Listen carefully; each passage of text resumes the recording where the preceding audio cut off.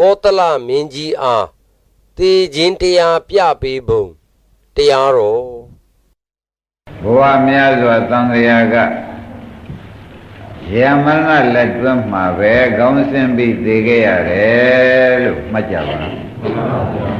ဘဝများစွာသံဃာကတပိတော့ဘာဖြစ်ခဲ့တယ်လို့မေးလို့ရှိရင်ဘာပဲဖြစ်တာကတော့မျိုးဖြစ်ပါပဲသေတာကတော့ယမရဏလက်တွင်းမှာပဲခေါင်းဆင်းပြီးသူတို့နှိမ့်ဆက်တယ်လို့ခံပြီးသေခဲ့ကြရတယ်ဆိုတာမှတ်ရမှာဘာပဲဖြစ်ကျင်တာဖြစ်ဇာမရဏလက်တွင်းကလွတ်ပါမလားလွတ်ပါဘူးဗျာဩဒါဖြင့်ဒကာဓမ္မတို့ကျွတ်တော်ဒီကားလို့ဆိုလို့ရှိရင်ပြင်ဒီဘဝကမကောင်းလို့ဟိုဘဝပြောင်းလဲဇာမရဏလက်တွင်းကောင်းစင်အပ်ဖို့ပဲ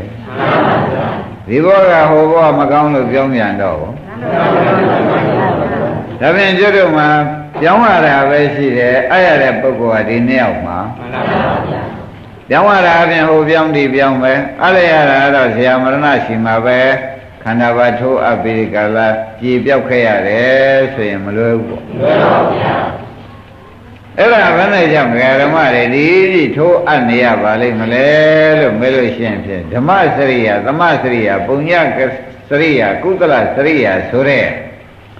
ဒီကျင့်တွေမကျင့်လို့မှတ်လိုက်စမ်းပါဗျာဒီကျင့်တဲ့ကျင့်တိုက်ကျင့်ကောင်းတဲ့လွတ်ရလွတ်ကြောင်းဖြစ်တဲ့အလုပ်တွေကိုဒကာသစ်တို့ဒကာကျော်တို့ဥလာဘူးတို့မလုပ်လို့တွေ့ရတာလို့မှတ်လိုက်စမ်းပါဗျာဒကာဓမ္မတို့ဘယ်ဘဝဘာဖြစ်လိမ့်မယ်ဥပဖြစ်တာဘုန်းကြီးကမပြောလို့ဘူးဖြစ်ပေမဲ့လည်းခင်ဗျားတို့ဇာမရဏလက်တွင်ကောင်းစင်ပြီးအလျာမှာပဲခန္ဓာကိုယ်ကြီးကိုဘာပဲဖြစ်စေကြရမမန္တမဲဘယင်ကအစရှိတဲ့နိုင်ဝအစရှိတဲ့ဘာပဲဖြစ်အာရမှာတော့ဇာမရဏလက်တွင်ကောင်းစင်ပြီးထိုးအာရမှာပဲအဲ့ဒါဖြစ်တာတော့အတူတူပဲအာရတာကတော့ဖြစ်တာကတော့ဖြင့်ပုံစံအမျိုးဖြစ်ကြပါလိမ့်မယ်ကံစီမံလို့ပုံစံအမျိုးဖြစ်ကြပါလိမ့်မယ်အာရတဲ့နေရာဌာနကတော့ထူးသေးရဲ့ဒါကြောင့်ဘယ်ဘာမှမဖြစ်ချင်ပါနဲ့ဆိုတဲ့ဥစ္စာကိုဘယ်ပုဂ္ဂိုလ်မှမဖြစ်ချင်ပါနဲ့ဖြစ်ချင်ရင်သူတို့လည်းတွင်ကောင်းစင်ပြီးအားရပါလိမ့်မယ်ဘုလားဝေဘာဖြစ်ဖို့သင့်နော်ဘာမှဖြစ်ဖို့မသင့်ခန္ဓာဟူသေးဘာမှဖြစ်ဖို့မသင့်ဘူးခန္ဓာလွန်ငိမ့်သိမ့်တာသာအကောင်းဆုံးပဲလို့သုံးဖြတ်ချက်ချကြပါခန္ဓာလွန်ငိမ့်သိမ့်တာသာအကောင်းဆုံးဒါကြောင့်ဒါပဲမှလာပါလိမ့်မလို့ဆိုတော့ကောသလမင်းကြီးကနေ့လယ်မှာတတ်တောင်လို့ဘုရုတွေနဲ့ခြေချင်းကုန်းတတ်လေတတ်အမျိုးမျိုးသောတတ်တွေနဲ့ပစ္စည်းတွေနဲ့စေပြပြီးတိုင်းပြည်လှဲ့ပြီးရှင်မြင့်အားပြတာပေါ့လေမှန်ပါပါဒါအလုံးသောသဘုံတွေငြိမ်အောင်တိုင်းပြည်ပုံကမ်းခြင်းတဲ့ပုဂ္ဂိုလ်တွေရှိပြန်လို့ရှိရင်အားတွေတော့များတယ်ဆိုတာသိအောင်လို့နေ့လေကြောင်တော်ကြီးမှာကောသလမင်းကြီးကတတ်တံတော်ဘုရုတွေနဲ့ပစ္စည်းတွေရောလူစုပြီးဒီကလာထွက်လာတဲ့ခါကျဘုရားကျောင်းတော်သွားအောင်ပါပဲလေဆိုပြီးတတ်တံတော်ဘုရုတွေထားပြခဲ့ပြီးဘုရားကျောင်းတော်ဝင်သွားဘုရားမေးလိုက်တဲ့နေ့လေကျောင်းတော်ကြီးတရားကြီးဘယ်ကလာသလဲဟာထိတ်မှာဗိသိက်သွင်းထားတဲ့မင်းဆိုတော့ဘုရားမင်းတို့ဤအားတွေမင်းတို့ဤဂုံတွေမင်းတို့ဤစွမ်းရည်တတ္တိကြီးကျယ်ပုံတွေမင်းတို့ဤခန္ဓာကြီးကျယ်ပုံတွေအလုံးလန့်ဖြန့်ပြီးဒီကလာသွားတတ်တရားကုန်းတတ်ရည်တတ်လေးတတ်တရားဖျက်ရွှေငွေကြောက်တံပရမများတွေလည်းလဲတွေနဲ့တင်ပြီးဒီလောက်ထိအောင်ပေါ်များတယ်ဆိုတာပြရပါတယ်ဗျာမင်းနဲ့တူအောင်လို့မင်းဂုံတွေပြရပါတယ်ဓမ္မသာလဲသကောရမြသဘုံစရှိသည်တို့ငြိမ်မှာဗျာဒါပြရင်တပိတော်အခုကျောင်းတော်ရောက်လာတယ်ဆိုတော့ရှင်မြင်ကတော့တကယ်သိကြွားလုံးပြောချမှန်ပါပါကြွားလုံးပြောချတော့ဘုရားသခင်ကိုရမကြီးတကယ်ကြီးပိုင်တဲ့နယ်လဲအမှန်တန်ကျဲပါတယ်တဲ့အရှိကလူတယောက်ကသောတာမင်းကြီးပြောလာတယ်တဲ့အရှင်မင်းကြီးရှေ့ပိုင်းကလူတွေဖြင့်တောင်ကြီးတွေကြိတ်လာတာတရားမှမကြံဘူးကုန်းသေးကုန်ပြီးရတာရှင်မင်းကြီးရှင်မင်းကြီးတိုင်းနိုင်ငံကလူတွေကြိတ်နေတော့ရှင်မင်းကြီးဒီပဲလဲနဲ့ဘယ်လိုကာကွယ်မယ်ဆိုတာဆင်းနဲ့ပြင်ထားပါလို့အရှိကလူကပြောလိုက်မယ်မှန်ပါပါအနောက်ကလူကလည်းတောင်ကြီးတွေကြိတ်လာပြီကောင်းငင်နဲ့မြဘေးလည်းဟိုဘက်ဆက်ကြော်လာဒီဘက်ဆက်ကြော်လာဒီကြားရှိတဲ့လူတွေအကုန်ကြိတ်ပြီးဒီကလာ သွားကုန်နေတာကိုယ်တိုင်လည်းတွေ့ခဲ့ပါတယ်ရှင်မင်းကြီးဓာရီကာကွယ်တော်မူပါကာကွယ်ရေးရှာတော်မူပါလို့ပြောတော့ထို့သူတောင်ဘက်ကမြောက်ဘက်ကလေးဘက်ကပြောကြလေးဘက်ကလူတွေကပြောတော့အရှင်မင်းကြီးအခုတတ်တော်တော်ဘုရုတွေနဲ့ဖြည့်ချင်းသက်ကုန်းသက်ရေးသက်လေးသက်တွေနဲ့ကိုင်းရှင်မင်းကြီးဘယ်လိုလုပ်ပြီးဒီကလာကာကွယ်မတော်လို့မေးလိုက်မှန်ပါဗျာဒီဓမ္မတွေလည်းမိမိတို့ရှားထားတဲ့သားနဲ့ကာနဲ့အရှိဘက်ကဇေယမရဏဆိုတဲ့တောင်ကြီးကကြိတ်လာမယ်နောက်ဘက်ကလည်းကြိတ်တောင်ဘက်ကကြိတ်မြောက်ဘက်ကကြိတ်ခံရမယ့်ပုဂ္ဂိုလ်ကတယောက်တည်းပေါ့ဗျာဒီဘက်ကလည်းဇေယမရဏတောင်ကြီးနှလုံးအရှိဘက်ကလည်းဇေယမရဏတောင်ကြီးနှလုံးတောင်ဘက်ကလည်းဇေယမရဏတောင်ကြီးနှလုံးအနောက်ဘက်ကလည်းဇေယမရဏတောင်ကြီးနှလုံးကြားမှာဒီကဓမ္မရိသောခန္ဓာ၅ပါးနေရဒါတောင်ကြီးလေးလုံးလိုက်လဲပိဋကလာသူတို့တပြိုင်နဲ့လာကြိတ်လို့ရှိရင်ဖြင့်ဒီလေကပုဂ္ဂိုလ်တကယ်သက်ခန္ဓာရည်ရှိပါမလားမရှိပါဘူးဗျာမနလည်းစွမ်းမှာပဲကြည်ပြပိဋကလာဆုံးရှုံးခြင်းတို့မရောက်ပါဘူးဒီလိုလေဘုန်းကြီးတို့ဓမ္မတွေအမေရိဘေတွေကိုလည်းကြိတ်သွားကုန်ပြီနော်သားတွေသမီးတွေလည်းကြိတ်မယ်လို့လာနေပြီမိမိကိုလည်းကြိတ်မယ်လို့လာနေပြီဗျာမရဏတောင်ကြီးလေးလုံးကလေးဘက်ကညှပ်ပြီးဒီကလာထောပေါက်မရှိအောင်ကြိတ်နေတဲ့အဲမှာဓမ္မတွေဘယ်လိုရှောင်းလို့ဘယ်လိုကွင်းလို့ဘယ်လိုပြေးပေါက်ရှာရမလဲဆိုတာယခုအချိန်စဉ်းစားဖို့အချိန်ဖြင့်အကြီးဆုံးရောက်တဲ့အချိန်ပဲဆိုတာသေချာစဉ်းစားပါသဘောပါကြလာနေပြီနော်ဓမ္မတို့အရှိဘကတောင်ကြီးကလည်းဓမ္မတို့ဇေယမရဏတောင်ကြီးကလည်းခန္ဓာကိုယ်ကြီးကြိတ်ထားတာတော်တော်လေးကိုပဲအသားရည်ဆင်းတွေပြက်ကုန်ပြီအနောက်ဘက်ကတောင်ကြီးကလည်းလာရဲ့အနောက်ဘက်ကရှိတဲ့လူတွေအကုန်ကြိတ်တာပဲတောင်ဘက်ကလာတဲ့တောင်ကြီးကလည်းတောင်ဘက်ကရှိတဲ့လူတွေအကုန်ကြိတ်ပြီးဒီကလာမြောက်လာနေတာပဲမြောက်ဘက်ကတောင်ကြီးကလည်းတဲ့မြောက်ဘက်ကလူတွေအကုန်ကြိတ်ပြီးတောင်ဘက်လာနေတော့ဘယ်သူများကြံရဲ့ဆရာရှိသေးလဲဒါကသက်စဉ်းစားမိဘူးလားစဉ်းစားမိပါဘူးအဲ့တော့အရှင်မင်းကြီးကောသလမင်းကြီးရှင်မင်းကြီးကတော့တတ်တော်တော်ဘုရုတွေနဲ့ပစ္စည်းတွေနဲ့မင်းတို့ဤအားပြရတယ်မင်းတို့ဤစွမ်းရည်တတ္တိပြရတယ်လို့ဆိုတော့ဒီလိုပဲအရှိဘက်ကလူကလာပြောမယ်နောက်ဘက်ကအရှင်မင်းကြီးကာကွယ်ပေးပါလို့ဆိုလို့ရှိရင်ဖြင့်ရှင်မင်းကြီးကိုယ်လည်းရှင်မင်းကြီးကာကွယ်ပါတိုက်သူပြည်သားလည်းကာကွယ်ပေးပါဆိုရင်ရှင်မင်းကြီးဘယ်လိုတတ်နိုင်မလဲလို့ဘုရားမေးလိုက်တယ်ဒါရင်ဒကာဓမ္မတွေပဲစဉ်းစားပါတော့တတ်နိုင်စရာအကြောင်းမြင်သေးရဲ့ကောသလမင်းကြီးကသူကြွားလုံးထုတ်လိုက်တော့ဘုရားသခင်ကိုရမကြီးကဒီတောင်ကြီးလေးလုံးချိတ်ပွဲထဲမှာသင်္ဒီကားလို့ဆိုလို့ရှိရင်ဘယ်လိုလုပ်ပြီးတတ်တော်တော်ဘုရုတွေနဲ့ကုန်းတက်ရေးတက်လေးတက်မန္တန်တွေမန္တရားတွေနဲ့ဘယ်လိုလုပ်ကာကွယ်မလို့လို့မေးလိုက်တယ်ဘယ်လိုမှကာကွယ်လို့မရဘူးခင်ဗျာတဲ့တပည့်တော်ကာကွယ်လို့ရတယ်နေလျှောက်ရမှာဖြင့်ဓမ္မစရိယာဆိုတဲ့အကျင့်တစ်ခုပဲကြံတော့တယ်ပေါ်ကြဒါရင်ဘုန်းကြီးတို့ဓမ္မတွေလည်းဘာနဲ့ကာကွယ်ကြဓမ္မစရိယာဆိုတော့ဓမ္မကတရားစရိယာကကျင့်ရမှာနော်တရားကျင့်လို့ရှိရင်ဖြင့်ခန္ဓာဇာသိငြိမ်းသွားတဲ့အခါတောင်ကြီးတွေသူတို့ကသူတို့ကြံရတဲ့လူသာကြိတ်เสียရှိတယ်ဓမ္မစရိယာပုဂ္ဂိုလ်ကျင့်เสียကြိတ်เสียရှိသေးရဲ့လားရှိပါဘူးဗျာဒါကြောင့်အာလုံးတရားနာလာကြတဲ့ဓမ္မတွေတောင်ကြီးပွဲမှာနှွဲခဲ့လို့သေဘောဝင်ခဲ့ရတာတွေကဖြင့်ဒီမြေကြီးတွေကကျွတ်တို့အသာယုတွေပဲလို့ပဲဆုံးဖြတ်ချက်ချပါတော့မှန်ပါဗျာကျွတ်တို့အသာယုတွေဇာမရဏပွဲထဲမှာပဲနှွဲလို့အလောင်းတွေမြုပ်တဲ့မြေတွေပဲဆိုတာမှတ်လိုက်ပါမှန်ပါဗျာဒါဖြင့်ကျွတ်တို့တောင်ကြီးလို့ဒီလိုသေးလို့မြေကြီးကြီးပွားရေးဖြစ်ပြီးဒီကလာနေခဲ့တဲ့ဘဝတွေကသာများပြီးဒီကလာနေတာဓမ္မစရိယာဆိုတဲ့အကျင့်ကျွတ်တို့မကျင့်ခဲ့လို့တောင်ကြီးပွဲမှာကြီးသေပွဲဝင်ခဲ့ရတယ်။နတ်ပြည်နဲ့ဒီတောင်ကြီးလေးလုံးကကျိရပဲ။မြမပြည်မှာရောကျိရပဲငါလူပြည်မှာရောဘာတာပဲလေးပုံမှာရောဒါဖြင့်ဘုရားသခင်ကိုရမကြီးအရှင်ကောသလမင်းကြီးသင်ဒီလိုလေးပဲလေးတန်ကလူတွေကပြောကြပြီရှင်မင်းကြီးကာကွယ်ပေးပါဗျာစောင့်ရှောက်ပေးပါဗျာဆိုသင်ပန်းနဲ့လုံးမလုံးလို့မေးလိုက်တယ်ဓမ္မစရိယာနဲ့သမစရိယာပဲရှိတော်တယ်ဗျာဘုံညကရိယာဘုံညစရိယာကုသလစရိယာဆိုတဲ့မင်းညာဘုံညာအရာလုပ်ဖို့ပဲရှိတာပဲတက်ပြင်တော့ဖြင့်လွေရေးကျွရေးမမြင်ပါဘူးဗျာလို့လျှောက်လိုက်သ ဘောကြကြဒါပြန်ဘုန်းကြီးတို့ဓမ္မတွေလည်းဒီတောင်ကြီးတွေကတော့ပြန်သေးသေးလာနေကြတယ်ဘာများအာကိုကြမလို့ဒါပေဓမ္မစရိယာမှတပါးကိုးစားရမရှိဘူးနော်ပစ္စည်းနဲ့ကာကွယ်လို့ကောသာသမီထိုးအပ်လိုက်လို့ကောမရဘူးကိုယ်စရာမရဏကကိုယ်ကြိတ်နေတာဖြစ်တော့သာသမီနဲ့သူ့တောင်နဲ့သူကြိတ်ရဲ့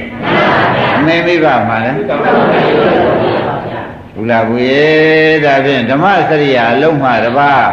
ကိုးစားရမရှိပါဘူးလို့ကောသလမင်းကြီးကလျှောက်တဲ့အတိုင်းဘုန်းကြီးတို့ဓမ္မတွေမှာလည်းဓမ္မစရိယာအလုပ်ကိုပဲဆရာဘုန်းကြီးကခေါင်းဆောင်တယ်ခင်ဗျားတို့ကလည်းတောင်ကျိတ်ပြီးသေးခဲ့ရတာတွေမြေကြီးနဲ့မျှခန္ဓာကိုယ်ရိုးအသားတွေကမြေကြီးတွေဖြစ်ကုန်တာလဲသိပြီးသားဖြစ်နေတော့ဒီတောင်ကျိတ်ပွဲဘယ်လိုလွတ်နှွဲအောင်လွတ်လွဲအောင်လုပ်ရပါမလဲလို့မေးလိုက်တဲ့အခါကျတော့ဓမ္မစရိယာပဲအဖြေထွက်လာဓမ္မစရိယာဆိုတာတရားဓမ္မတို့တရားကျင့်ဖို့ပါပဲဘာလို့ကြတရားကျင့်တဲ့အခါကျတော့ဖြင့်တရားကျွဲဥလာဘူးလို့လွတ်ပါတယ်နော်တရားကျင့်လိုက်တဲ့အခါကျတော့ရှင်ဖြင့်ဒီခန္ဓာလိုခြင်းကြောင့်တဏှာကိုတခန္ဓာကြီးကိုလည်းဒုက္ခသစ္စာမှသိလို့နောက်ထပ်မလိုခြင်းတော့ခန္ဓာလာပါခန္ဓာလာမလာတော့ဆရာမရဏတောင်နှလုံးကဘယ်သွားကြိတ်ဩဒါဖြင့်တရားကျင့်မှဓမ္မစရိယာအလုပ်ပဲကိုးစားရအထာရအစစ်ရှိပေတော့တယ်ဆိုတာဖြင့်ဒကာကျွဲဒကာသေးဥလာဘူးလို့ဆုံးဖြတ်ချက်ချပြီတော့ဘာစုမှမတောင်းလိုက်ပါနဲ့တောင်ကြီးပွဲခန္ဓာထိုးအားရလိမ့်မယ်ဆိုတာကမှတ်လိုက်ပါတော့ဘာစုမှမတောင်းကြပါနဲ့နော်လူဖြစ်ရပါလေနတ်ဖြစ်ရပါလေဓမ္မဖြစ်ရပါလေဆိုတာတောင်ကြီးပွဲမှာကိုယ်တိုင်ကြိတ်နှွဲပြီးဒီကလာသေပွဲဝင်ရပါလို့ဤဆိုတာအတူတူပါပဲဘယ်တော့များဆိုရတယ်ဆိုတာပေါ်လာကြ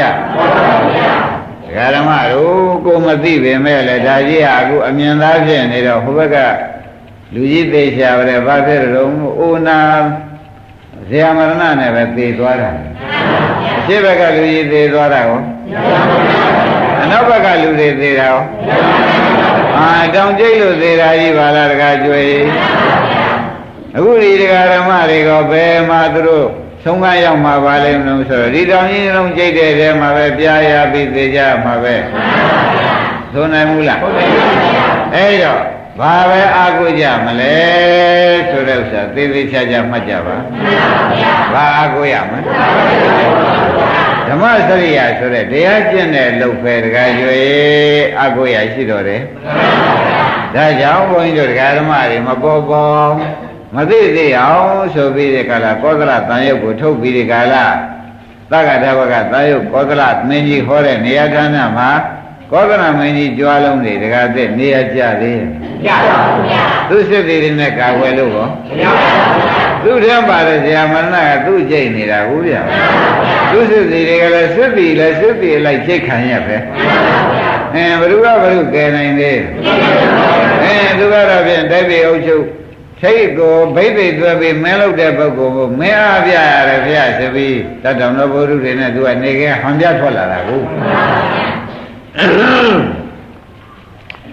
ဓမ္မတို့ဟန်ပြလာထွက်ခဲ့ရတယ်အခုပြောတဲ့ဘုရားမန္တတောင်ကျိတ်ပွဲမှာတော့သူကိုယ်တိုင်ပဲသေဘောဝင်ရမှာသူတတ်တော်ဘုရုတွေကောဝင်ရမှာအကုန်ဝင်ရမှာပဲတခါကျွဲဘယ်လိုလွတ်မှာပါလဲအဲ့ဒါတွေညာနဲ့ကြည့်တော့မှကဲဘာကျင့်ကြမှာတော့မေးတော့ဓမ္မစရိယာတရားကျင့်ဖို့အလုတ်သားရင်ကျွတ်တို့လွေရေးကျွရေးရှိပါတော့တယ်ဆိုတာသေသေးချာချာမှတ်ပါဘာလုပ်ကြရမလဲတရားကျင့်လိုက်တဲ့အခါကျတော့ခန္ဓာကိုယ်ကျင့်လိုက်တဲ့အခါခန္ဓာကိုယ်ဒုက္ခသစ္စာမှန်သိအောင်ကျင့်လိုက်ကြောတခါသစ္ဒုက္ခနော်ဒုက္ခသစ္စာမှန်သိတော့ဒုက္ခသစ္စာကိုပိုင်ပိုင်နေသိလားတော့လိုချင်သေးရဲ့လားမလိုချင်တော့ဒီခန္ဓာပြီးနောက်ခန္ဓာရသေးရဲ့မရတော့ဒီတောင်ကြီးလေးဘက်ကကြိတ်ညာတော့လေခန္ဓာရှိတဲ့ပုဂ္ဂိုလ်သာကြိတ်ခံရတာခန္ဓာမရှိတဲ့ပုဂ္ဂိုလ်မှာကြိတ်မခံရတာကသေချာပြီးဒီကလာနေတဲ့တွေ့တဲ့ဒကာဓမ္မတို့တောင်ကြိတ်ပွဲလွတ်လွဲအောင်ကျွတ်တို့ဘာလို့ရမှာလဲဓမ္မစရိယာတရားကျင့်တယ်လို့ပဲရှိတော့လေအဲ့တော့ တောင်ကျိတ်ပွဲမှာသေးတဲ့ပုဂ္ဂိုလ်လည်းတခါကျွဲတော့မေဖေတွေသွားကုန်ပြီနော်တောင်ကျိတ်ပွဲမှာပဲခန္ဓာထိုးအပ်လိုက်ရတယ်။ဂိုင်းတတို့ကကူအမှန်ကံကောင်းကြောင်းသိပြီးတခါလားတောင်ကျိတ်ပွဲမှာဒီတခါသာကျိတ်ခံမယ်နောက်အကျိတ်မခံတော့ဘူးဆိုတဲ့ကျွတ်တို့မှာဓမ္မစရိယာအလုတ်ကရှိထားတော်တော်သေးရဲ့ဒကာဓမ္မတို့တော်တော်သေးရဲ့ဒကာသိကိုယ့်အတွက်စဉ်းစားနော်နောက်ကဒကာတွေကိုယ့်အတွက်စဉ်းစားမိလားတော်သေးရဲ့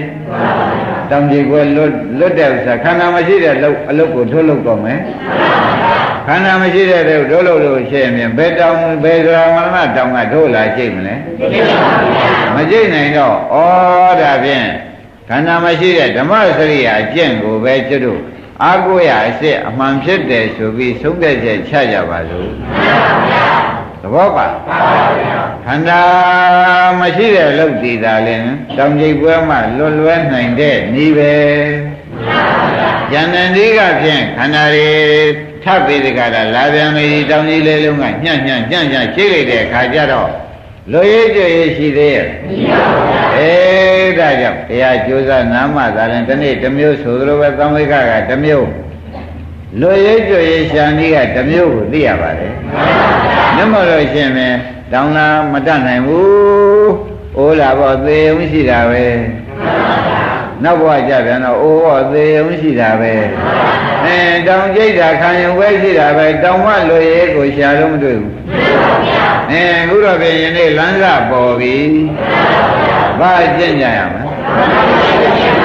ဓမ္မစရိယာကျင့်ဆိုတာဒကာဓမ္မတို့ထူးထူးလည်းလည်းထပ်တခြားမှပြီးဒီကလာမနေပါနဲ့မိမိခန္ဓာဖြစ်ပြမြင်အောင်လုပ်ဖို့မိမိခန္ဓာဖြစ်ပြမုံအောင်လုပ်ဖို့မိမိခန္ဓာကြီးမလို့ခြင်းအောင်ဒုက္ခသစ္စာမှန်သိဖို့ဒုက္ခလို့သိတဲ့ခါကြလို့ရှိရင်ဒုက္ခသစ္စာကြီးနောက်ထပ်ရအောင်မှာလားဒုက္ခသစ္စာခန္ဓာကြီးမလားတော့ဘယ်တောင်ကဘယ်လိုလာကြည်များတော့လဲကျန်တဲ့ပုဂ္ဂိုလ်သာကြိတ်ဖို့ပဲခန္ဓာမလို့ခြင်းတဲ့ပုဂ္ဂိုလ်မှာခန္ဓာမရှိလို့ကြိတ်เสียမရှိတော့သူ့ဖြင့်တောင်ကြီးပွဲမှာလွတ်သွားပြီဘောဆိုတဲ့နိဗ္ဗာန်သူရောက်သွားဒါပြန်တခါကျွဲဘယ်လောက်ထိအောင်ကျွတ်တို့ရေးကြီးလို့နေတယ်ဆိုတာပေါ်လာကြဒါဖြင့်ဒကာဓမ္မတို့ကျိုးစားကြပါစို့တောင်ကျိတ်ပွဲလွယ်တဲ့ဤကိုပဲအာဝါဒထားကြပါစို့ဆိုတာဒီတရားတော်ပဲလုံးသဘောတူဆုံးဖြတ်ချက်ချကြပါစို့ရှင်းမလားရှင်းပါဗျာအောင်ပြီဒါဖြင့်ဒကာဓမ္မတို့တောင်ကျိတ်ပွဲလွယ်တဲ့ဤကိုဖြင့်ပြောကြပါစို့လို့ဆိုတော့ဓမ္မစရိယာလို့ဓမ္မကတရားစရိယာကကျင့်ရမယ်တရားကျင့်တဲ့အလုံးမှာတော့ခိုးခိုးရအားထားရတောင်ကျိတ်ပွဲမှာလွယ်တဲ့နေရာမရှိနိုင်ဘူးဆိုတာဧကံသိတကယ်သိပြီးဒီကလာယနေ့ဖြင့်ဓမ္မစရိယာအလုပ်ပဲကိုသားလေးတောင်ကျိတ်စေခြင်းဓမ္မစရိယာအလုပ်တိုက်တွန်းမဟာကိုသမီးလေးဖြစ်ပါတယ်ခင်ပါတယ်ဆိုလို့တောင်ကျိတ်ပွဲမှာလွယ်အောင်ဆိုလို့ရှိရင်ဘယ်လိုခိုင်းကြရမလဲကိုယ်သနာပါတယ်ကိုယ်ကရုဏာရှိပါတယ်ဆိုရင်လည်းဘာလုပ်ရမလဲဓမ္မစရိယာပဲကျင့်ရမယ်ဆိုတာသဘောကျ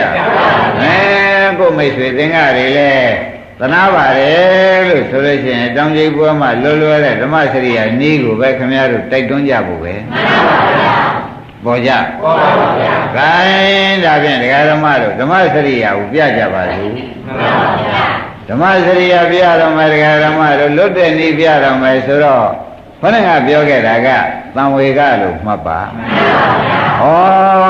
မလွတ်ရတာမဟုတ်ပါဘူးလွတ်ရလည်းရှိသေးပါလားဆိုတာပေါ်လာဘုရားများစွာသံဃာကဒီလိုဆရာကောင်းနဲ့လည်းမတွေ့တရားဓမ္မတွေကလည်းဤကလည်းကိုယ်တိုင်ရှားဖို့ကလည်းသာယသမီးရှိပွားရေးကရေးကြည့်နေတာနဲ့မရှားတာရှားတော့ပြန်တော့လည်းသမင်ညနဲ့တွေ့နေပြန်လို့ရှိရင်လည်းတကားပြမရဘူးအခုတော့ဖြင့်ခါလည်းကောင်းခမရတို့ကံကလည်းအစွမ်းကုန်ကောင်းတဲ့အခါဆရာသမားကလည်းကောင်းကောင်းမွန်မွန်နဲ့ကျုံတဲ့အခါဖြစ်နေသောကြောင့်ဩဘဝကံတရာတောင်ကျိတ်ပွဲမှာပြားနဲ့သိခဲ့ရတာကြီးပဲဒီတကားဖြင့်ဓမ္မစရိယာအလုပ်လုပ်လို့ရှိရင်မသေးဘူးတဲ့ဆိုတဲ့ဥစ္စာဘုရားကမဲလို့ကောသလမင်းကြီးကပဲဖြေထားဖို့ပဲဒါကြောင့်သူကဖြင့်ပုဂ္ဂိုလ်မရွေကြိတ်တာတွေဧကံသိတကယ်သိဖြစ်နေသောကြောင့်ဓမ္မစရိယာအလုပ်ခက်လုပ်ကြပါစို့ဘာလုပ်ကြမလဲ င်ဒါဖြင့်ကိုကိုသနာလည်းဘာလုပ်ရမလဲကိုသာသမီတွေသနာလည်းကိုခင်မောင်မကိုချစ်မြတ်နိုးပါလေဆိုရင်ကိုဒါပဲတိုက်တွန်းကြရမယ်။ဒါရင်ဒါဖြင့်တရားတော်ပွဲလုံးတရားဓမ္မတို့ကိုသာသမီကိုခင်မောင်ယောက်ျားကိုတူသားနောင်မယ်မြည်ဆွေမျိုးညာတကားတွေကိုအကုန်သနာလို့ရှိရင်ဖြင့်ဟေးဓမ္မစရိယာမတော်ကဲမဲ့ယူမဲ့လူမရှိဘူး။ဓမ္မစရိယာမတော်ကဲမဲ့ယူမဲ့လူမရှိဘူးဆိုတာသေသေးချာချာမှတ်ပြီးကိုလည်းတိုက်တွန်းမှာတော့ရှင်းမလားရှင်းပါပြီချစ်တကယ်ရင်းနေတဲ့ပုဂ္ဂိုလ်တွေလည်းတိုက်တွန်းရမှာပဲဆိုတော့ကုကောသလမင်းကြီးမှာတတ်တော်တော်ဘုရုတွေနဲ့ပစ္စည်းတွေနဲ့ထွက်လာလိုက်တယ်ဆိုတာမတတ်နိုင်ပါဘူးဖေရလို့ပြောရတာပဲဓမ္မစရိယာမတော်ကျန်တာဘာမှမတတ်နိုင်ဘူးဖေရလို့သူကိုယ်တိုင်တောင်းဆင်းခံလိုက်ပြီအဲဒါကြောင့်ဘုန်းကြီးတို့တရားဓမ္မတွေဘာပဲအကုရအစ်ရှိပါလိမ့်များတကယ်ကြသိရေးကြည့်လို့ပြောနေပါတယ်တရားဓမ္မတွေကသမင်းညနားနဲ့မထောင်နဲ့လို့တရားပြဘုန်းကြီးကပြောတာအသားယူပြောတာလားဟုတ်ပါဘူးဒီတောင်ကြီးတွေကလိမ့်လိမ့်လာပြီးကြကျိတ်တော်မယ်ဓမ္မစရိယာကိုယ်ကလက်ကင်မရှိသေးလို့ရှင်းဖြင့်ဒီတောင်ကြီးဘွဲမှာသေရလို့ရှင်တောင်ကြီးလို့သေရပါလေဆိုတော့သရဗျာတိမရဏနဲ့သေရတယ်ဆိုရဲကိုကနားလိုက်ရဲ့ကြိုက်လိုက်ရဲ့ခဲလိုက်ရဲ့ဆိုဒေါမနကနဲ့သေပြီးပုဂ္ဂိုလ်တစ်မျိုးဖြစ်အောင်ပါပုဂ္ဂိုလ်တစ်မျိုးဖြစ်ရင်ဟိုတောင်ကြားသွားဖြစ်တာပဲဒီတောင်ကြားလို့ပြီးဟိုတောင်ကြားပဲသွားဖြစ်တော့ဘာထူးသေးအဲ့ဒါတွေသေသေးချာချာသိတော့မှာဩငါတို့ရေးဒီကားလို့ဆိုရင်ဖြင့်ဒီတောင်လေးလုံးကြားကလွတ်ရေးကျွေရဓမ္မစရိယာအလုပ်ပဲလို့ဘုရားကလည်းဟောကောသလမင်းကြီးကလည်းထောက်ခံချက်ပေးဒကာကြကျွေကြံတဲ့ဘာငေါ့ဆက်တွေကလည်းမကဲနိုင်ဘူးဗျာအိမ်နေတိုက်တွေကရောမကဲနိုင်သူတို့ကလည်းအကျိတ်ခံရဘူးဗျာတိုက်တွေလည်းအိုးရက်ကားတွေလည်းအိုးရက်ပစ္စည်းတွေကလည်းအိုးရက်ကိုဗျာသူတို့ကလည်းတောင်ကျိတ်ပွဲတွေကတောင်ကျိတ်ပွဲတွေခံနေရတာပဲအဲ့တော့ကိုအားကိုထားတယ်တောင်ကိုကျိတ်နေတော့ကိုယ်လည်းအကျိတ်ခံရဆိုတော့ဘယ်သူကအန္တရာယ်ကင်းလို့ဘေးရှင်းသေးဘူးကာရင်ဒါပြန်အန္တရာယ်ကင်းလို့ဘေးရှင်းတဲ့ဤကဖြင့်တရားဓမ္မတို့ဓမ္မစရိယာမှတပါမရှိပါဘူးတဲ့ဘာလဲတော့ပေါ်ကြပြီနော်ကာရင်ဒါပြန်ဓမ္မစရိယာပြကြပါစို့တဲ့တရားဓမ္မတွေအခုနောက်ပြမယ်ဓမ္မစရိယာအလုပ်ပါကိုတောင်ကျိတ်ပွဲမှာကိုလွဲနိုင်တဲ့နည်းဖြစ်လို့အရေးကြီးဒီအလုပ်ကိုမှတ်ပြီးအရေးကြီးလုပ်ရမယ်လို့ဟာအခုနောက်နိုင်ဘက်ပြောမယ်လို့ပါလားလို့မှတ်ပါအရင်နိုင်ဘက်အခုနိုင်ဘက်သိသွားပြီအခုနိုင်ဘက်ပြောခဲ့တာကခမရတော့မသိလို့ခေါ်ပြောတာနောက်နိုင်ဘက်ပြောရမှာသိပြီးသားမို့ယုံကထွက်ရမှာအရင်နိုင်ဘက်ပြောခဲ့တာကခမရတော့ကဘာမှမသိဘူးတောင်ကျိတ်တောင်နေလာနေပြီဆိုတာလည်းမသိဘူးလည်းလွေကျွေလည်းမရှာတော့မသိတာကလွန်နေလို့မသိတာသိအောင်ပြောတာနောက်နိုင်ပဲပြောမှာကသိပြီးသားပုဂ္ဂိုလ်ကြီးလွေကျွေရှောင်းနီးတိမ်နီးပြတာပါလွေကျွေရှောင်းနီးတိမ်နီးပြတာပါလို့သိချာမှတ်ပါကဲဘယ်လောက်ရေးကြည့်တော့နောက်နိုင်ဘက်ကဗါတဲ့လွေကျွေရှောင်းနီးတိမ်နီးဆိုတော့အန္တရာယ်ကင်းဘေးရှင်းတဲ့နေ့ကနောက်နိုင်ဘက်မှာပါလားမူလနိုင်ဘက်ကဆရာသမားဟောခဲ့တာကတို့ကမသိလို့ဘာမှတို့မှအန္တရာယ်ကင်းပြီးဘေးရှင်းနေတယ်ထင်လို့ဘေးမရှင်းကြောင်သိအောင်ပြောရတယ်ပေါ်ကြပေါ်ပါဗျာကဲသေသေးချာချာပြုဆိုင်တော့ရှောင်းနီးတိမ်နီးလွန်နီးကျွတ်နီးကိုဖြင့်သေးသေးချာချာပြပါတော့မယ်သေချာပြတော့မယ်ဆိုတော့ဒကာဓမ္မတို့ရှင်သာရိပုတ္တရာနဲ့ရှင်ကွဋ္ဌိလကမေးတယ်ရှင်ကွဋ္ဌိလကမေးသမားရှင်သာရိပုတ္တရာကဖြေသမားနော်ဘယ်လိုမေးလိုက်တယ်ဆိုတော့ဇေယမရဏသည်ရှင်ကွဋ္ဌိကမေးလိုက်တယ်မိမိပြုတာလားဖရာလို့ရှင်သာရိပုတ္တရာမဲလိုက်ဇေယမရဏဆိုတဲ့တောင်ကြီးနှလုံးဟာဖရာမိမိပြုလို့ဖြစ်တာလားလို့မဲလိုက် အဲ့ဒါရှင်သာရိပုတ္တရာမဟုတ်ပါဘူးကွာသဘောကျဒါဖြင့်ဗျာဒီဇာမရဏသူတစ်ပါးပြုလို့ဒီတောင်ကြီးတွေဟာဖြစ်ပြီးတပည့်တော်တို့အကျိတ်ခံရတာလားလို့မေးလိုက်ပြန်ဒီလိုမေးတော့လည်းဘယ်နဲ့တော့ဒါဖြင့်ဇာမရဏဒီကတောင်ကြီးတွေဒီကားလို့ဆိုလို့ရှိရင်တပည့်တော်တို့ကျိတ်တာမိမိသူတစ်ပါးနှုတ်သားပြုလို့အကျိတ်ခံရတာလားဒီလိုလည်းမဟုတ်ဘူးလေနော်ဒါပြန်သူ့ဟာသူပေါ်ပြီးသူ့ဟာသူကျိတ်ရှင်တယ်လို့ကျိတ်နေတာပဲလားလို့မေးလိုက်ပြန်မဟုတ်ပါဘူးတဲ့ဓမ္မတို့ဇာမရဏ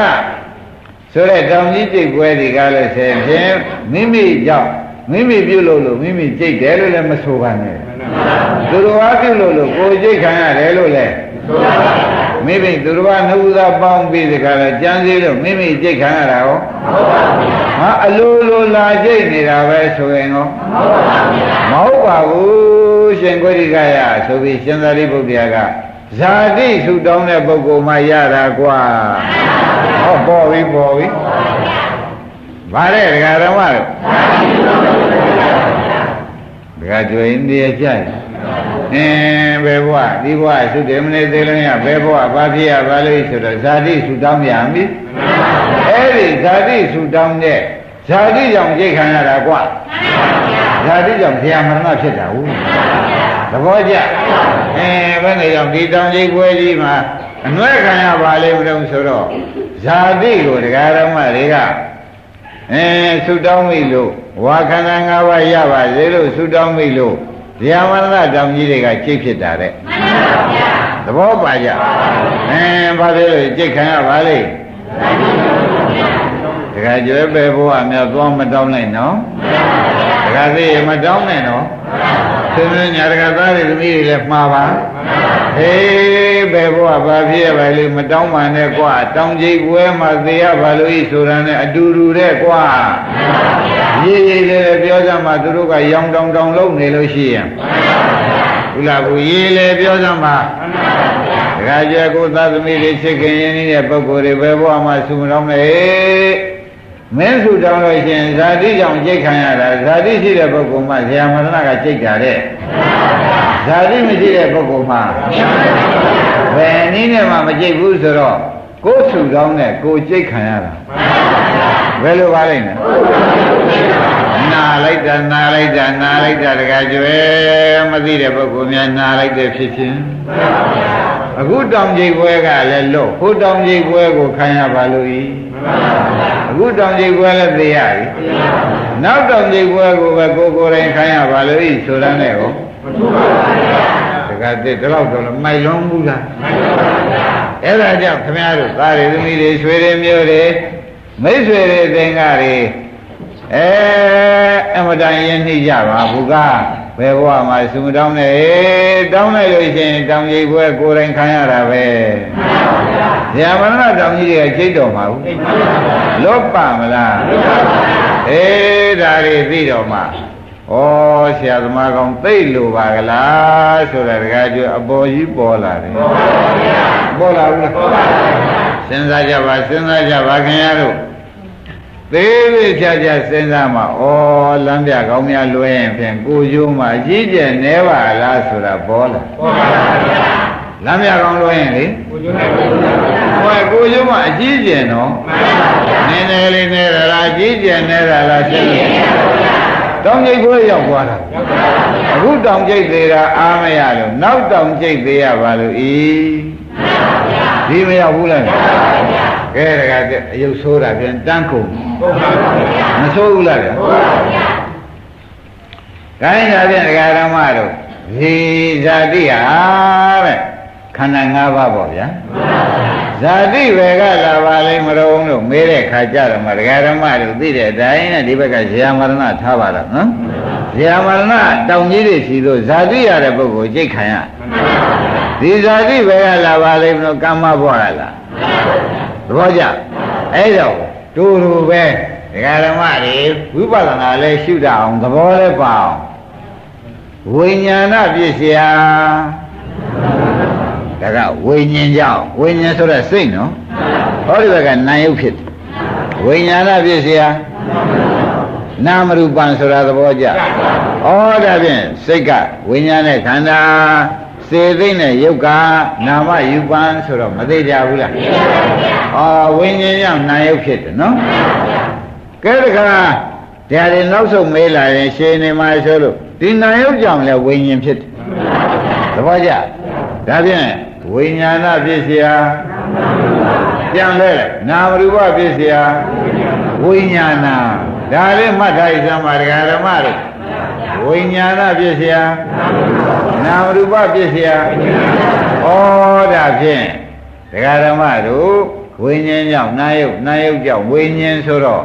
သူတို့ဟာအချင်းချင်းလဲပြီးကျေစုပြုနေကြဘူးဒါဖြင့်ဝိညာဉ်ကြောင့်နာယုတ်ကြောင့်ဝိညာဉ်ဆိုတော့ပေါင်းလိုက်တဲ့အခါကျတော့ဒကာဓမ္မတွေသိပြီးသားထားတော့ခန္ဓာ၅ပါးဝိညာဉ်နာယုတ်ကိုပေါင်းလိုက်ရင်ခန္ဓာ၅ပါးသွားဖြစ်တယ်ဒါဖြင့်ခန္ဓာ၅ပါးမှာဒကာဓမ္မတွေကမှတ်ကြဆိုတော့တဲ့စိတ်ဖြစ်လို့ရှိရင်လည်းကျန်တဲ့၄ပါးဖြစ်တာပဲကျန်တဲ့၄ပါးဖြစ်ရင်လည်းစိတ်များပြည့်သွားရင်ကျန်တဲ့၄ပါးကြံရုံမှကျန်တဲ့၄ပါးတွေကတဘာဝပြည့်တယ်ကိုစိတ်ကြံရုံမှဒါလောကီဥမာကိုပြောလိုက်တယ်ရှင်သာရိပုတ္တရာကနလကလာဘီသုတ်ဆိုတာဒါပါပဲဥမာပဲတော်တွေကမြင်သားကကျူဝင်လေးတွေလက်ဆုပ်စားလောက်စီးပြီး2စီးလောက်တကသက်ကစီးထားတာပေါ့နော်ဒီပြီးအဖျားလေးချင်းတိပြီးဒီကလာအရင်ကခါကားကထောင်ထားလိုက်တာပေါ့တစည်းဆွဲလိုက်ရင်တစည်းကနေပါနေပါဗျာငါကတစည်းကတစည်းမင်းနေတာမင်းပါဗျာဒီမှာလဲထုံနေတူပဲတဲ့ခန္ဓာ၅ပါးတပါးပြက်လို့ရှိရင်လည်းကြံတယ်ပြက်တာပဲတပါးပြက်လို့ရှိရင်ငခုဆိုင်နေရင်တီးနေတာပဲတခုပြက်သွားရင်ကျန်တာတွေကပြက်ပါဗျာဒါဖြင့်ဒကာဓမ္မတို့တဲ့ဒီခန္ဓာ၅ပါးဖြစ်ပျက်ကိုကျွတ်တို့မြင်ကြည့်ရတယ်ဒီခန္ဓာ၅ပါးဖြစ်ပျက်ကိုမြင်ပါဗျာဒီခန္ဓာ၅ပါးဖြစ်ပျက်ကိုကျွတ်တို့နာယဝိညာဉ်တို့နာမရူပဖြစ်เสียဝိညာဏဖြစ်เสียနာမေဥပံပါဠိလိုတော့ပေါ့ဗျာကျွတ်တို့သိပြီးသားတဲ့သွန်းလိုက်တော့ခန္ဓာ၅ပါးပြန်ရောက်ဒီခန္ဓာ၅ပါးပြည့်စည်ပုံကိုမြင်အောင်ပြနိုင်တဲ့ပုဂ္ဂိုလ်မောင်းအောင်ပြနိုင်တဲ့ပုဂ္ဂိုလ်ပါပါလိမ့်ဓမ္မရိကပုဂ္ဂိုလ်တော့ရှင်းသွားပြီဓမ္မနုပတိဒီတရားကျင့်တဲ့ပုဂ္ဂိုလ်ဆိုတာတော့ဘာလို့မေးလိုက်ပြန်တယ်ရှင်ကိုတိကကနော်ဒါကဓမ္မရိကတော့ဖြင့်ဒီခန္ဓာ၅ပါးတခုလဲရောအကုန်လဲတာကိုဟောလို့ဒကာဓမ္မတွေကကျင့်နိုင်ပါမူကားသိအောင်ဟောနိုင်ပါမူကားဓမ္မရိကကြီးစွမ်းရည်အကောင်းဆုံးပဲသဘောပါကြဒါဖြင့်တရားနာတဲ့ပုဂ္ဂိုလ်ဘက်ကတော့ဒီခန္ဓာ၅ပါးတခုပြည့်ရင်အကုန်ပြတ်တာဆိုတာညာနဲ့မြင်အောင်ကြည့်နိုင်လို့ရှိရင်ဓမ္မနုဓမ္မပฏิပတ်တိပုဂ္ဂိုလ်မြင်ဟောနိုင်တဲ့ပုဂ္ဂိုလ်ကဓမ္မအဓိကမြင်အောင်ကြည့်နိုင်တဲ့ပုဂ္ဂိုလ်ကဓမ္မနိဓမ္မနုဓမ္မပฏิပတ်တိပုဂ္ဂိုလ်သဘောကျမြင်ဟောနိုင်တဲ့ပုဂ္ဂိုလ်ကမြင်အောင်ကြည့်နိုင်တဲ့ပုဂ္ဂိုလ်ကသဘောကျအဲ့ဒီတော့ဒီခန္ဓာ၅ပါးကိုကြည့်ပြီးဒီကရကာယမဲ့ဖြင့်လိုချင်တရားရခြင်းများမရှိပါဘူးဆိုပြီးဒီကရ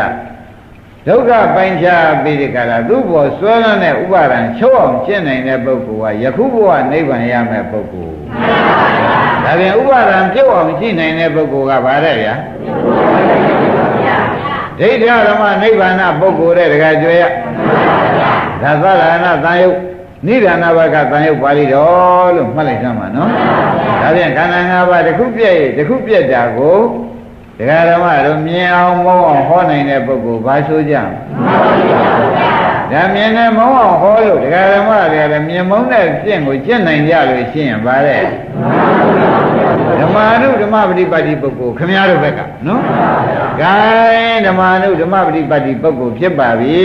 တဲ့ဒီခန္ဓာ၅ပါးကိုဤကဲ့သို့မြင်သောကြောင့်သူ့ကိုပြမလို့ခြင်းပါဘူးမရခြင်းပါဘူးမဆွဲလန်းတော့ပါဘူးကြောက်ကျင့်နိုင်တဲ့ပုဂ္ဂိုလ်ကဒိဋ္ဌဓမ္မနိဗ္ဗာန်ပုဂ္ဂိုလ်ဘယ်လိုမှတ်ကြမလဲဒိဋ္ဌဓမ္မနိဗ္ဗာန်ပုဂ္ဂိုလ်ဆိုတာသဘောကျအဲဒီမှာသေချာဟောထားသောကြောင့်ငါးဒီဘဝနိဗ္ဗာန်မှာရပါမလားဆိုတာဖြုတ်ချငါးဒီဘဝမှာတို့ကပါရမီကနည်းနည်းဆရာသမားကလည်းဟောရှာပါရဲ့ ဒုက္ခပါရမီကနည်းနည်းဖြစ်နေတယ်လို့ဒီလိုမယူပါနဲ့စဉ်းစားကြည့်လေဘုန်းကြီးဘက်ကလည်း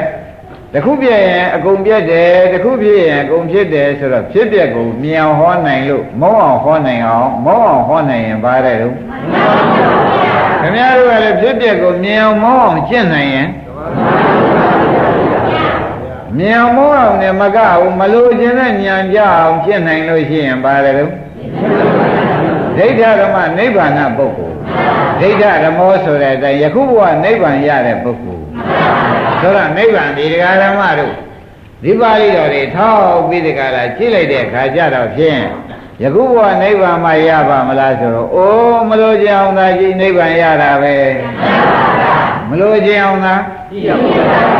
မှာရမလဲဩဒါဖြင့်တို့ပါရမီကများဘယ်လိုများရှိတယ်ကံကြီးတွေများထိုက်နေသလား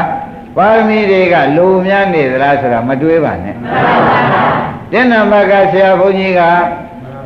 တခုပြည့်ရင်ကုန်ပြည့်တယ်ကျူစည်းဟောထားတယ်ကျူစည်းကိုဥမာပြပြီးရှင်သာရိပုတ္တရာပြလို့နော်ဇမဂုတိကပြလို့တခုပြည့်ရင်ကုန်ပြည့်တယ်တခုပြည့်ရင်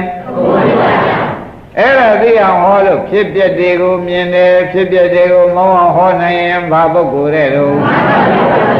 ခင်ဗျားတို့ကလည်းဖြစ်ပြက်တွေမြင်မုန်းအောင်ကျင့်နိုင်တဲ့ပုဂ္ဂိုလ်ဆိုတော့ဘာပုဂ္ဂိုလ်ဆိုကြဓမ္မာနုဓမ္မပฏิပတ်တိပုဂ္ဂိုလ်တဲ့ပါသွားကဲဒိဋ္ဌဓမ္မနိဗ္ဗာန်ပုဂ္ဂိုလ်ဆိုတာကလည်းဖြစ်ဖြစ်တွေကိုမလိုချင်တော့ပါဘူးဆိုတော့ကြံရအောင်ကျင့်လိုက်လို့ရှိရင်ဘာခေါ်ကြဒိဋ္ဌဓမ္မနိဗ္ဗာန်ပုဂ္ဂိုလ်ဘာလဲတော့ဩယခုဘဝနိဗ္ဗာန်ရတဲ့ပုဂ္ဂိုလ်ဆိုတော့တခါကျွဲပါရမီတွေပါတွေပြောမနေပါနဲ့တော့ဟောတဲ့ပုဂ္ဂိုလ်ရဲ့ကျင့်တဲ့ပုဂ္ဂိုလ်ရဲ့အကျင့်လမ်းဆုံးလိုက်တဲ့သဘောရဲ့သုံးခုညီညွတ်ရင်ပြီးတာပါပဲဆိုတော့အားရှိအောင်ဟောတဲ့တရားလားရှင်သာရိပုတ္တရာကအဖြေသမားရှင်ကုဋ္ဌိကအမေသမားတို့ပြောတဲ့တရားဟောနေတာလားဆိုတာလဲခမည်းတော်အစောကြီးကဘုန်းကြီးကတရားချီးခဲ့ပါပြီရှင်သာရိပုတ္တရာကလည်းရဟန္တာကြီးရှင်မကုဋ္ဌိကလည်းရဟန္တာပဲဒီရဟန္တာချင်းမေရဟန္တာချင်းဖြေနေတာကိုဒီတဲ့တလုံးချွတ်ချော်တာပါလိမ့်မယ်လို့တခါကျွဲကမယူနဲ့တော့ယူလို့သေးလားမချွတ်ချော်ပါဘူးတဲ့ရဟန္တာချင်းမေလို့ရဟန္တာချင်းဖြေတာဘုန်းကြီးကလမ်းခင်းပြောတာပဲသဘောပါကြဒါဖြင့်ဒကာဓမ္မတို့ဘုန်းကြီးတောင်းလည်းသိလောက်ပါပြီဘုန်းကြီးတောင်းကဖြစ်ပြပြဖို့ဖြစ်ပြမုံအောင်ကြည့်ကြဟေ့ဟုတ်လားဖြစ်ပြမုံအောင်ဟောနိုင်လို့ရှိရင်ဖြင့်ဒီခန္ဓာကြီးကကွာဖြစ်ပြီးပြနေတာပဲနည်းနည်းမှသုံးချရမပါပါဘူးကွာမင်းတို့ကအမြဲတမ်းလည်းမမြဲဘူးမင်းတို့ကချမ်းသာခြင်းလည်းသူကမချမ်းသာပါဘူးမင်းတို့ကမပြည့်စည်ပါနဲ့ဆိုညာတော့လည်းသူကမပြည့်စည်တဲ့ခြေနေမရောက်ပါဘူးပြည့်စည်ခြင်းသာရောက်နေတာပါပဲဒီလိုဟောလိုက်တော့ဒကာဓမ္မတွေကသဘောကျသွားလို့ရှိရင်ဘုန်းကြီးကဓမ္မအဓိကပုဂ္ဂိုလ်အစ်စ်ဖြစ်တယ်ဒကာဓမ္မတွေကကိုညာနဲ့ကိုခန္ဓာကြည့်တဲ့ပြီးကဟုတ်တာပဲဖြစ်ပြရှိတာပဲဖြစ်ပြကလည်းခဏခဏသေးနေလို့ငုံစရာပါပဲဆိုတော့ညံတက်လာမယ်ဆိုရင်ဘာပုဂ္ဂိုလ်တဲ့လို့ဓမ္မာနုဓမ္မပฏิပတ်တိပုဂ္ဂိုလ်ဆိုတာသိကြပါလားအဲ့တော့အဲ့ဒီဖြစ်ပြတွေကိုတခါလဲကျုပ်ဖြင့်ဒီကနောက်ဆုံးပါပဲဗျာဘယ်တော့မှမလို့ခြင်းနဲ့ညံရအောင်တခါသစ်တို့ကတခါကျွဲဦးလာဘုလိုကကြက်လိုက်စမ်းပါဘာပုဂ္ဂိုလ်တွေရောက်သွားဒိဋ္ဌဓမ္မနိဗ္ဗာန်ပုဂ္ဂိုလ်ဒိဋ္ဌဓမ္မနိဗ္ဗာန်ရတဲ့ပုဂ္ဂိုလ်ဆိုတော့အကျွေးပုဂ္ဂိုလ်လားလက်ငင်းပုဂ္ဂိုလ်လားလက်ငင်းပုဂ္ဂိုလ်တဲ့ဘာဝင်ဖြစ်နေတော့ပါရမီတွေဘာတွေတခါကျွဲလူသေးလား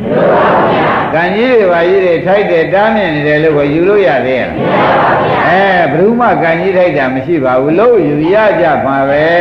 ဆိုတာကသိကြပါတယ်ကဲသဘောပါကြဒါဖြင့်ခန္ဓာ၅ပါးတစ်ပါးပါးရှုရင်တခါသိအကုန်မပါဘူးကျူစည်းဗျာတခုဆွဲလိုက်ရင်တခုကြံတဲ့ဟာတွေရောအကုန်လဲတာပဲ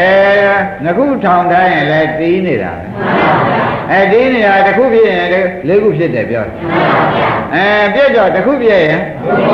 ဒါဖြင့်စိတ်ပြည့်လို့ရှိရင်လည်းကြံတဲ့နာမခန္ဓာခန္ဓာ၄ပါးပြည့်တာပဲရုပ်ပြည့်လို့ရှိရင်လည်းကြံတဲ့ခန္ဓာနာမခန္ဓာ၄ပါးကိုကျူစည်းလို့ဟောတာတော့ဒကာဓမ္မတွေမသေးကြဘူးလားအဲ့ဒါကြောင့်ခ ခင်ဗျားတို့တခုပဲမှတ်ပြီးရှုပါတခါကြွယ်မယ်လို့မှားပါလေတခုပဲမှတ်ရှုပါဆိုတာသဘောကျဒါရင်ဒါဖြင့်တရားဓမ္မတွေသန္တာမှာတရားဓမ္မတွေဒီယန္တာတွေလားပုထုဇဉ်တွေလားလို့မေးလို့ရှိရင်ပုထုဇဉ်တွေပါဖရာလို့ဒီပြိုင်နဲ့ဖြေကြပုထုဇဉ်တွေလားယန္တာတွေလားပုထုဇဉ်တွေဖြစ်နေတော့တရားဓမ္မတို့သန္တာမှာစိတ်တွေဖြင့်ပေါ်ရမှာပဲမပေါ်ပါနဲ့ဆိုလို့မရတော့ဘာစိတ်တွေများပေါ်ပါမလဲလို့ကိုယ့်ဟာကိုယ်ဝေဖန်ကြည့်တာပေါ့ရှင်ဗျာမေးစရာမလိုပါဘူးဗျပုရုဇဉ်ပဲပုရုဇဉ်စိတ်ပေါ်မှာပေါ့သဘောကျဘယ်စိတ်များပေါ်ပါပုရုဇဉ်တန်တာမှာအရိယာစိတ်ပေါ်နိုင်မှာမပေါ်နိုင်တော့ပုရုဇဉ်တန်တံဘာစိတ်တွေပေါ်ပါမယ်အဲဒီပုရုဇဉ်စိတ်တို့ပေါ်တိုင်းဖြစ်ပြနတ်ပါရှုပေမိသေးဘူးလားပုရုဇဉ်တန်တံမှာဘာစိတ်ပေါ်ပါမယ်ပုရုဇဉ်စိတ်ပေါ်တိုင်းလောဘစိတ်ပေါ်လာလဲတခါသက်ကဘာလုပ်မယ်မဂ္ဂင်၅ပါးနဲ့ဖြစ်ပြရှုပုရုဇဉ်တဏ္ဍဒေါသလေးပေါ်လာရင်ကောပုရုဇဉ်တဏ္ဍမှာစိတ်ကလေးပြန့်လွင်ရင်ကောပုရုဇဉ်တဏ္ဍသံဃာရှိတဲ့စိတ်ကလေးပေါ်လာရင်ကောပုရုဇဉ်တဏ္ဍမှာကုသိုလ်လုပ်ချင်တဲ့စိတ်ကလေးပေါ်လာရင်ကောဖြစ်ပြရှုရမှာပဲဆိုတာသိကြဘူးလားအဲဒီကဲလို့ပုရုဇဉ်တဏ္ဍပေါ်လာတဲ့စိတ်ဟူ၍ခမည်းတော်ကဖြစ်ပြရှုပါစိတ်ရှုလိုက်တော့ကြံခန္ဓာတွေလည်းပါသွားတယ်ရုပ်တွေရောကျူစည်းမှတ်ထားလိုက်တာပေါ့အခုဆိုရကုံလဲတယ်ဆိုတာကိုရှင်သာရိပုတ္တရာရှင်ကိုဋ္ဌိကပြောထားတော့ဝိညာဏဖြစ်เสียနာမရူပဟုတ်လားဝိညာဉ်ဖြစ်နာယုတ်ဖြစ်တာပဲနာမရူပဖြစ်เสียဝိညာဏဆိုတော့နာယုတ်ဖြစ်လဲဝိညာဉ်ဖြစ်တာပဲကဲတခါသွားကြည့်လိုက်ဒါကဖြစ်ပုံပြဝိညာဏနိရောဓဟောဝိညာဉ်ကချုပ်ပဲစီကွာနာယုတ်ချုပ်သွားတာနာမရူပနိရောဓဟောနာယုတ်တဲကတခုခုသာချုပ်သမှာကွာဝိညာဉ်စိတ်ကောအဲ့တော့ဩဒါဖြင့်တခုရှိကိုအကုန်ပြီးတာပဲဆိုတဲ့အဓိပ္ပာယ်ကရှင်းသွားတဲ့ခါကျတော့ဓမ္မတွေအင်းကြတယ်ရှုတာပေါ့ဘုရုဇဉ်သံဃာဘုရုဇဉ်စိတ်တွေလာတိုင်းဩအခုလာတဲ့စိတ်ကလေးကလည်းဖြစ်ပြီးပြက်ပြန်ပြီတခုတစ်မျိုးပေါ်လာတော့မရတဲ့စိတ်ရန်တဲ့စိတ်ကလေးပေါ်လာပြန်ရောကျွေးလေးကောင်းကျင်တဲ့စိတ်ပေါ်လာပြန်ရောမကျွေးလေးရလို့ဝမ်းသာတဲ့စိတ်ကလေးပေါ်လာရင်ရောကိစ္စလေးတခုထူးထူးလေးနဲ့ဟိုက်ခနဲ့ပေါ်လာတဲ့စိတ်လာရင်ရောအဲဒီတော့အကုန်သာဖြစ်ပြလိုက်နေလို့ရှိရင်ဖြင့်နာယုတ်တွေအကုန်လဲတာမလဲဘူးလားအဲ့ဒီကနာယုတ်တွေအကုန်လဲတဲ့ခါကျတော့တခါသစ်တို့ကရှုပါများမုံဝမှာဘူးရှုပါများရင်မမုံပါနဲ့ဆိုလို့ဘယ်နည်းနဲ့မှမရဘူးမမုံပါနဲ့ဆိုလို့ဘယ်နည်းနဲ့မှမရဘူးသဘောပါကြအဲ့ဒီကဲလို့မုံလာတဲ့ခါကျလို့ရှိရင်ဖြင့်တဲ့ဒီဥစ္စာခန္ဓာ၅ပါးအမြဲတမ်းသိနေတာမြင်တော့ကိုယ်သိကိုမြင်တဲ့ကိုယ်ဒုက္ခကိုမြင်တာမလားပဲဘူးခန္ဓာ၅ပါးတပါးသိတော့ကုန်သေးတာဟုတ်ရတခုပြတ်တော့၅ပါး၄ပါးပြတ်တယ်လို့ပေါင်းလိုက်တဲ့၅ပါးပြတ်ပဲမကြဘူးလားအဲ့ဒါလေး၅ပါးပြတ်ကိုတရားဓမ္မတွေကညာနဲ့ကြည့်ပြီးဒီကလာနေတဲ့ချိန်ကြတဲ့ခါကျတော့ဒုက္ခသစ္စာဖြစ်ပါလားခဏခဏမွေးခဏခဏသေနေတာပါလားခဏခဏခန္ဓာ၅ပါးဖြစ်ပြီးခဏခဏခန္ဓာ၅ပါးသေနေတာပါလားဆိုတော့ကိုယ်သေးဒုက္ခကိုမြင်ပါလိမ့်မယ်ဘယ်လိုမြင်မှာပါလဲကိုယ်သေးဒုက္ခကိုမြင်လာလိမ့်မယ်နော်အဲ့တော့ယောဂီပုဂ္ဂိုလ်ညာနဲ့တော့တဘာမြင်တယ်အကုပါတယ်လို့ကမှတ်လိုက်တယ်ဗောမြင်တော့တဘာပဲမြင်မှာပဲသေတာကတော့တပြုံကြီးမြင်တာကတော့သေတာကတော့တပြုံကြီးဆိုတာ၅ပါးစလုံးပေါ့အဲ့ဒီကဲလို့တရားဓမ္မတွေမှာမြင်လာတော့ညာကလည်းအခုဆရာဘုန်းကြီးရဲ့ရှေ့ကဟောထားပြီတရားဓမ္မတွေအသေးမြင်ပြီဆိုတော့ဒီဒုက္ခအကြီးဆုံးပါလားလို့ရှုရမှတ်တယ်နဲ့ညာထက်လာတယ်ဒီဒုက္ခအကြီးဆုံးပါလားလို့ညာထက်လာတဲ့ချိန်ကြတော့တရားသေးဒီခန္ဓာ၅ပါးကြီးကပျောက်ထွက်တယ် ကပြောက်ထွက်သွားတော့ဘာလို့ဆိုတော့ဒီခန္ဓာ၅ပါးလည်းပြောက်သူ့ထဲပါတဲ့ဇေယမရဏရောဟာတောင်ကြီးတွေလည်းပြောက်သင်မင်းလည်းပြောက်သေဇေယလည်းပြောက်ဘယ်လိုများပြောက်ပါလဲသေမင်းလည်းပြောက်သေဇေယလည်းပြောက်ခန္ဓာထဲမှာဇရာမရဏလည်းခန္ဓာမှမရှိတော့ဇရာမရဏရှိသေးမရှိပါဘူးသေမင်းမမြင်တဲ့နေရာသေမင်းမရှိတဲ့နေရာကိုယ်တိုင်တွေ့ဖလို့မလာဘူးဒါဖြင့်ခန္ဓာပြောက်တဲ့နေရာဒီဇေယမရဏတောင်ပြောက်တဲ့နေရာဒါကကျော်သိဖုဒ္ဓမှာမနာဖုဒ္ဓံလည်းဒီနေ့ဒကာဓမ္မတွေဒီတရားကိုအမြဲလက်သုံးထားကြပါတဲ့တပည့်ပြအကုန်ပြည့်ဒါလည်းသိရတယ်ဒီတောင်ကြီးတွေချိန်ပွဲမှာလည်းတောင်ကိုပြောက်သွားတာဇေယမရဏတောင်ကြီးရှိသေးရဲ့အကျိတ်ခံမဲ့ခန္ဓာကိုတောင်ကြီးပွဲရောအကျိတ်ခံတဲ့လူရောပြောက်တဲ့နေရာရှိပါသေးလားဆိုတာညာနဲ့ရှင်းပေါ်တယ်ညာနဲ့ရှင်းပေါ်ပြီးဒီကလာတော့အဲ့ဒါကနိဗ္ဗာန်ဟုတ်လားမြင်တာကမဲ့ညာဘုံညာပြစ္ဆကနာညာလို့ဆိုတာသဘောကျတောင်ရောတောင်ကျိတ်ခံတဲ့ပုဂ္ဂိုလ်ရောပြောက်တာကဘာပါလဲမြင်တာကမဲ့ညာဘုံညာပြစ္ဆကနာညာဒါဖြင့်ဒီမဲ့ညာဘုံညာပြစ္ဆကနာညာဒီဒကာသစ်တို့ဒကာကျွဲတို့ဥလဘူးတို့ဓမ္မစရိယာဆိုတာသူပဲသဘောပါကြဓမ္မစရိယာဆိုတာဓမ္မကိုကျင့်လိုက်တဲ့တွေ့တဲ့ခொနဲ့ကဓမ္မတွေကိုမြင်အောင်ကြည့်လိုက်မုံအောင်ကြည့်လိုက်သုံးအောင်ကြည့်လိုက်တဲ့ဓမ္မစရိယာကျင့်လိုက်တာနဲ့ပဲတောင်ပြောက်ပါလေအသေးတွေကိုတောင်လဲအသေးတွေကိုဒါဖြင့်တကယ်သိဘုရားမြတ်စွာသံဃာကတောင်ကြီးပွဲမှာကြီးခန္ဓာကိုယ်ထိုးအပ်ပြီးဒီကလာသေပွဲကြီးဝင်ခဲ့ရတဲ့ဥစ္စာဒီညာမျိုးမရတော့ပါလားဟုတ်လားဝီရှင်းမလားရှင်းပါပါဒါဖြင့်ဒီညာယနေ့ဒီထူးထူးခြားခြားဆရာဘုန်းကြီးကတောင်ကြီးပွဲနဲ့ဒီရှင်မကသဝရှင်မရှင်သာရိပုတ္တရာရှင်မဂေါတိကတို့မဲဖြေကန်းနဲ့ညှိပြီးဒီကလာဟောလိုက်တော့မှတောင်ပြောက်ပြီးဒီကလာခန္ဓာပါပြောက်တဲ့ကျိတ်เสียခန္ဓာလည်းမရှိကျိတ်တတ်တဲ့တောင်လည်းမရှိခန္ဓာတစ်ခုပြောက်တော့အခုပြောက်တယ်ဇေယမရဏကြီးကခန္ဓာလည်းကျမ်းနေသေးတယ်ခန္ဓာပြောက်ပေါ့ဇေယမရဏဘာမပြောက်ဘူးလားအဲ့ဒါလေးသေချာစဉ်းစားကြည့်တော့မှတောင်ကြီးပွဲလွယ်တဲ့နေရာဒီနေရာပါလားလို့ဆုံးဖြတ်ချက်ချမ်းမချနိုင်ဘူးလားဒါဖြင့်တောင်ကြီးပွဲလွယ်တဲ့နေရာကနိဗ္ဗာန်မြင်တဲ့မဲ့ညာဘုံညာပြစ္ဆကရညာတွေကဓမ္မစရိယာအကျင့်သဘောကျအဲ့ဒီဓမ္မစရိယာအကျင့်ကျင့်လိုက်တော့ဒီဘက်ကနောက်လာမဲ့တဏှာဥပါဒံကံဇာတိတွေကိုလာသေးရဲ့ဇာတိမှမလာဘဲနဲ့နောက်ဇရာမရဏတောင်ကြီးပွဲကျွတ်တို့နှွဲကြကမရှိတော့တရားဓမ္မတွေဒါပြီးခொနဲ့ကရှေ့ကတောင်ရောခန္ဓာတောင်ကျိတ်ခံရမဲ့ဘတ်တော်ဟာပျောက်သွားတာကနိဗ္ဗာန်ဒီကမြင်ရတာကမဲ့ညာဘုံညာပြစ္ဆကနာညာတို့ကမဲ့ညာဒီဘက်ကဇာတိဆိုတဏှာဥပါဒံကံဇာတိမလာတာတွေကသမုဒိယချုပ်တာဘုဘကဇေယမန္တတွေတောင်တွေပါနောက်လာမဲ့တောင်တွေပါကျွတ်တို့အတွက်ဖြူပြီးသားပျောက်ပြီးသားဖြစ်တာဒီခန္ဓာမရှိသည့်နောက်မှာရမယ်အနုပါရိသေကနိဗ္ဗာန်ဆိုတာကိုသဘောကျဒါဖြင့်ရာဇီကျွတ်တို့သည်တောင်မရှိအောင်ကျင့်ဖို့အရေးကြီးတောင်ကျိတ်ခံတဲ့ခန္ဓာပါပြောက်အောင်ကျင့်ဖို့အဲ့ဒီလိုကျင့်ပြီးတဲ့ပုဂ္ဂိုလ်ကဓမ္မစရိယာအထမြောက်သောကြောင့်ဘယ်ခါကာလမှာတောင်ကြီးပွဲမှာဖြင့်ခန္ဓာကိုယ်ထိုးအပ်ရတဲ့ပွဲမဖြစ်တော့ပါဘူးဆိုတာတစ်ဖြစ်ကြမှာပါရှင်းကြပါလား။ဒါယနေ့ဒီရင်တော်ကြလို့